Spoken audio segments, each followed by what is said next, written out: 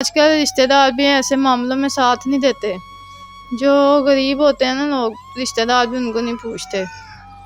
तो इसी वजह से रिश्तेदारों ने भी मुड़ के नहीं देखा कि हम किस हालात में हमारी कोई मदद कर दे। कि मालिक मकान भी अब तंग आ गए हैं। वो कह रहे हैं कि घर खाली करें, नहीं तो हमारा ये नुकसान भरें जो नुकसान हुआ है घर जलने की वजह से। अब बताएं हम कहाँ से ये नुकसान पूरा करें, ना हमारे पास खुद खाने को कुछ नहीं है, तो हम कैसे अब ये इनका नुकसान भरें। घर भी अगर कहाँ जाएंगे घर छोड़ के। मैं घर पे अकेली होती हूँ, मालिक मकान आके कहता है किराया दो किराया दो, बहुत परेशान करता है। अब हम किराया कहाँ से दें, उसको भी इतना ख्याल नहीं है कि मैं थोड़ा मदद कर दूँ। मदद तो क्या करनी, वो रोज़ आके किराया मांगता हमसे। नहीं जी, इसके बगैर तो कोई शादी भी नहीं करता। अब कहाँ शादी होगी मेरी, वो तो पहले ही डिमांड करते हैं जहेज़ हो फिर ही शादी होगी।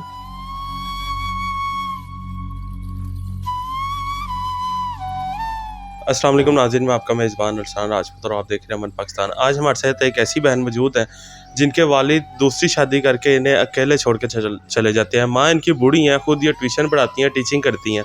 आइए जानते हैं किस तरह से इनका जहेज़ का सामान जला या क्या मामला हुए, सारा कुछ इनकी ज़ुबानी जानते हैं। अस्सलाम वालेकुम। वालेकुम सलाम। अच्छा, आज हम आपके पास पहुँचे हैं, तो आप बताएँगे क्या मामला हुआ आपके साथ? आपके जहेज़ का सामान किस तरह जला, आपके वालिद साहब कहाँ गए और बाकी किस तरह सारे मामला आपके चल रहे हैं? मेरे माँ ने इतनी मुश्किल से जहेज बनाया था 3-4 लाख का। घर में ऐसे ही शॉर्ट सर्किट हुआ है, कहीं पता ही नहीं चला, ऐसे ही आग भड़की है और एक पल में ही सारा मतलब जहेज का सामान जल गया। आपसे जानना चाहेंगे, पहले आप अपने वालिद साहब का बताएं कि वो कहाँ पे हैं? जी, मेरे वालिद साहब तो हमें छोड़ के जा चुके हैं, उन्होंने दूसरी शादी कर ली है। घर के हालात वगैरह से तंग आके लड़ाई झगड़ों से, इन्हीं हालात की वजह से उन्होंने दूसरी शादी कर ली है। वो हमें छोड़ के जा चुके हैं और जब वो उन्होंने मुड़ के हमें देखा भी नहीं कि हम किस हालात में हैं अब। तो अभी किस तरह से घर का गुजारा हो रहा है? आपके जहेज का सामान भी जल गया, किस तरह से सारे मामला आप लेके चल रही हैं? जी, मैं टीचिंग करती हूँ। जिस तरह टीचिंग करके और घर में बच्चों को पढ़ा के पैसे इकट्ठे करके जहेज़ का सामान बनाया था। मेरी माँ की भी तबीयत ख़राब रहती है, वो बीमार हैं, उनकी दवाइयों का खर्चा, ये सब मतलब कह लें मुश्किल से घर के हालात चलते हैं। इतनी मुश्किल से पैसे जोड़ जोड़ के जहेज़ का सामान बनाया था। तो अब हालात मतलब समझ से ही बाहर हैं। जितनी महंगाई है, हम घर के खर्चे पूरे करेंगे या मतलब घर के किराए दें, दवाइयों पे खर्च करें। तो बहुत ही मतलब मुश्किल हुआ है गुजारा। कितनी सैलरी है आपकी कि उसमें आप अपनी माँ का भी इलाज करवा रही हैं, अब जहेज का भी आपने किया, रेंट भी दे रही हैं, बिल भी दे रही हैं? जी, स्कूल में तो वैसे ही तनख्वाह बहुत कम मिलती है, 10-12 हज़ार तो तनख्वाह मिलती है। फिर ट्यूशन पढ़ा के 5-6 हज़ार वहाँ से कमा लेती हूँ। घर का किराया 12 हज़ार निकल जाता है। पीछे रह जाती दवाइयाँ वगैरह, 4-5 हज़ार का खर्चा, वो ऐसे ही घर के हालात चलते हैं। खाना पीना मुश्किल से वक्त गुजर रहा है बस। ये तो आपका समझे कि सारा बिल किराया इधर उधर ही आपकी सारी सैलरी पूरी हो जाती है, खाना आपके लिए मुश्किल है। तो कभी वालिद ने मुड़ के नहीं देखा कि किस हालात में मेरे बच्चे किस तरह से रह रहे हैं? मेरे वालिद साहब को इस चीज़ का ख्याल होता, वो कभी हमें छोड़ के ही ना जाते। उन्हें इस चीज़ की परवाह नहीं, उन्होंने सिर्फ अपनी खुशियों की परवाह की है और हमें इस मुश्किल हालात में छोड़ के चले गए हैं। अब वो पलट के नहीं देख रहे कि मैंने क्या किया इनके साथ या अब किस हालात में है, मैं इनकी कोई मदद कर दूं। बस ऐसे ही मुश्किल से हम ही कुछ गुजारा कर रहे हैं हम्म। और जहेज का सामान भी जल गया। अब कैसे बार बार हम 3-4 लाख रुपया इकट्ठा करें, जहेज बनाएं। आपको पता है आजकल जिस तरह के मुल्की हालात हैं और कोई मदद भी नहीं करता।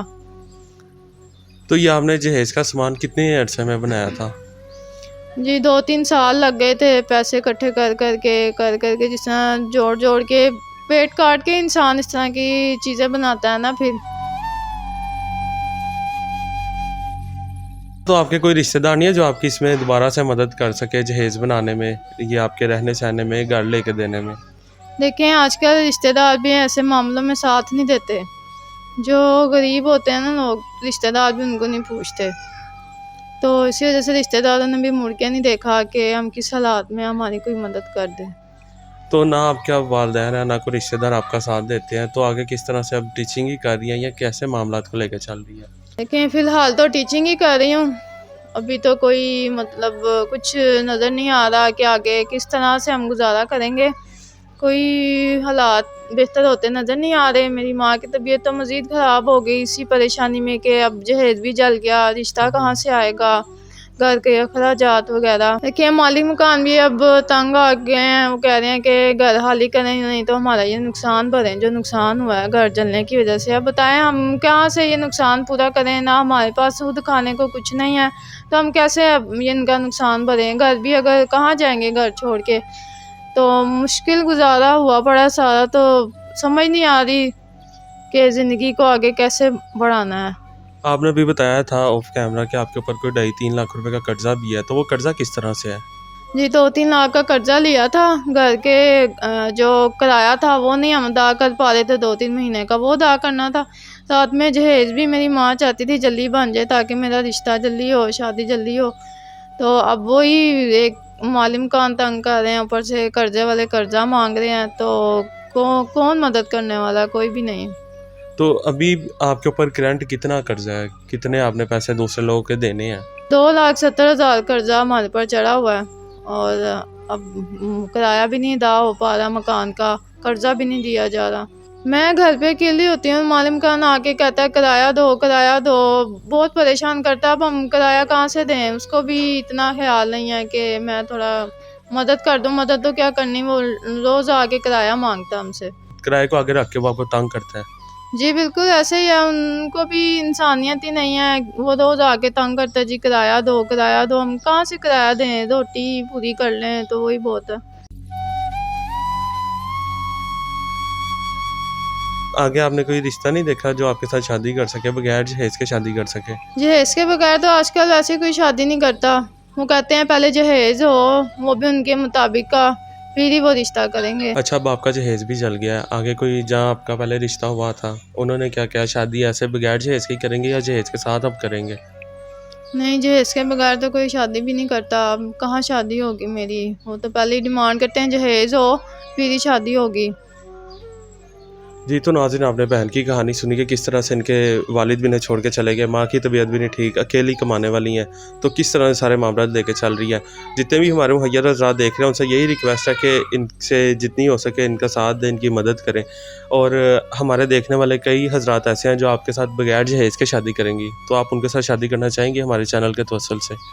ज़रूर, हाँ कोई अगर अच्छा इंसान हो जो मुझे तंग ना करे, मेरी इज़्ज़त का ख्याल रखे, मेरी माँ को भी उसकी भी उनकी भी ज़िम्मेदारी ले, तो मैं ज़रूर शादी करूँगी उससे। जो भी हमारे नाज़रीन देखने वाला है जो इनके साथ शादी करना चाहते हैं, शादी के लिए कॉन्टैक्ट नंबर सामने शो हो रहा है, इनकी मदद भी कर सकते हैं और इनकी शादी के हवाले से बात भी कर सकते हैं। इसी के साथ हमें इजाज़त दीजिए, मिलते हैं अगली वीडियो में, तब तक के लिए अल्लाह ने के बाद।